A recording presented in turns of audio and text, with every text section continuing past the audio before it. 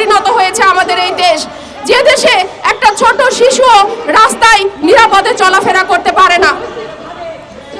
আমরা দেখি যতবার সরকার বদল হয় নানা পলিসি নিয়ে আলোচনা হয়, অর্থনৈতিক, সামাজিক, সামরিক নানা ধরনের পলিসি নিয়ে নতুন নতুন আলোচনা শুরু করা হয়, কিন্তু নারী বিষয় পলিসিকে অগ্রাধিকার দিয়ে কোনো আলোচনা কেন আমরা হতে দেখি না? ক্রমাগতভাবে নারীরা এদেশে নির্যাতিত হচ্ছে, ধর্ষিত হচ্ছে, সমস্ত ক্ষেত্রে পারিবারিক, সামাজিক, অর্থনৈতিক ক্ষেত্রে বঞ্চিত হচ্ছে। যে অনেক বিষয় নিয়ে আপনি চিন্তা করছেন করুন, কিন্তু নারী বিষয়ক পলিসিকে অগ্রাধিকার দিয়ে আপনাকে চিন্তা করতে হবে। বেগম রোকেয়া বলেছিলেন যে একটা দেশের নারী পুরুষ হচ্ছে গাড়ির দুইটা চাকার মতো, দুইটা চাকা যদি সমান না হয় তাহলে সমাজ দেশ সামনের দিকে এগিয়ে যেতে পারবে না। তো আপনারা কেন এই দেশের এত এত নীতি নির্ধারকরা আসেন, সেই বিষয়টা কেন আপনারা মনে রাখেন না যে নারী পুরুষ যদি সমানভাবে সামনে এগিয়ে যেতে না পারে তাহলে আসলে সত্যিকার অর্থে এই দেশের অগ্রগতি কোনোভাবেই সম্ভব নয়। পারিবারিক এবং অর্থনৈতিক প্রতিটি ক্ষেত্রে তাদেরকে সমান অধিকার দিতে হবে, তাদের সমমর্যাদা দিতে হবে, মজুরির ক্ষেত্রে নারীকে সমান মজুরি দিতে হবে এবং উত্তরাধিকারের ক্ষেত্রে নারীকে সমান উত্তরাধিকারের দাবিদার করার আহ্বান জানাচ্ছি। এই একটা দিনে সবার নারীর দিকে নজর পড়ে, অনেকে আছে নারীকে ফুল দিয়ে শুভেচ্ছা জানান।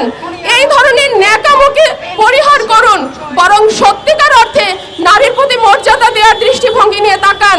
এই 8ই মার্চ একটি দিনই নারীকে মর্যাদা দেওয়ার দিন নয়, নারীর মর্যাদা সারা বছরের জন্য, নারীর প্রতি সম্মান সারা বছরের, নারীর নিরাপত্তা সারা বছরের, নারীর সমান অধিকার সারা বছরের। 8ই মার্চে আপনারা নারীকে শুভেচ্ছা জানাচ্ছেন, কিন্তু মনে রাখবেন এই শুভেচ্ছাটা শুধুমাত্র 8ই মার্চে যেন সীমাবদ্ধ না থাকে।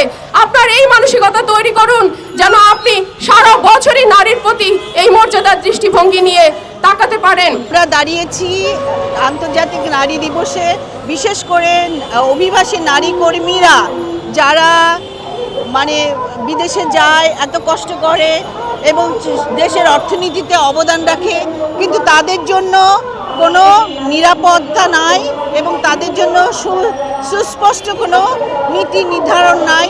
ফলে যা হয়েছে যে তারা বিদেশে যায়, নির্যাতনের শিকার হয়। যেভাবে নারী ধর্ষণ হচ্ছে এর কোনো বিচার হচ্ছে না। জুলাই 24-25 ধর্ষক সবচেয়ে বেশি, ধর্ষণ এত বেশি হয়েছে, যারা বিদেশে যাচ্ছে সেই মেয়েরাও নিরাপদ না, তারাও ধর্ষণ হচ্ছে, তারা বিচার পাচ্ছে না এবং সব জায়গায় আমরা নারীরা দিশেহারা, প্রতারিত। আমরা উপযুক্ত শাস্তি এবং ন্যায্য বিচার পুলিশদেরকে বলবো, পুলিশরা যেন আমাদেরকে হেল্প করে, আমাদের পাশে এসে দাঁড়ায়। এই না করলে সরকার, যেহেতু আমাদের সরকার নতুন আসছে, প্রেসিডেন্টকে বলতেছি, প্রেসিডেন্টের মেয়েকে বলতেছি, উনি ব্যারিস্টার, উনি যেন আমাদের নির্যাতিত মেয়েদের দিকে একটু অগ্রসর হয়, তাকায়। এইটাই আমার দাবি। নারী নির্যাতন বন্ধ করতে হবে।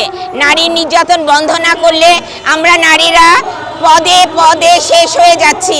আমরা নারীরা কিছুই করতে পারতেছি না, আমরা আগাতে পারতেছি না। বিদেশে যেও আমরা যদি এই অবস্থা হয় তাহলে আমরা কোথায় যাব? দেশে নিরাপদ না, বিদেশে নিরাপদ না, তাহলে আমরা কোথায় আমাদের স্থান? এই সাম্প্রতিক সময়ে অনেক পরিবর্তন দেখলাম রাজনৈতিক ক্ষেত্রে, স্বৈরতন্ত্র, মততন্ত্র, গণতন্ত্র, কিন্তু একটা ক্ষেত্রে পরিবর্তন কেন আমরা দেখতে পাচ্ছি না? নারীর উপর নির্যাতনটা একইভাবে চলছে।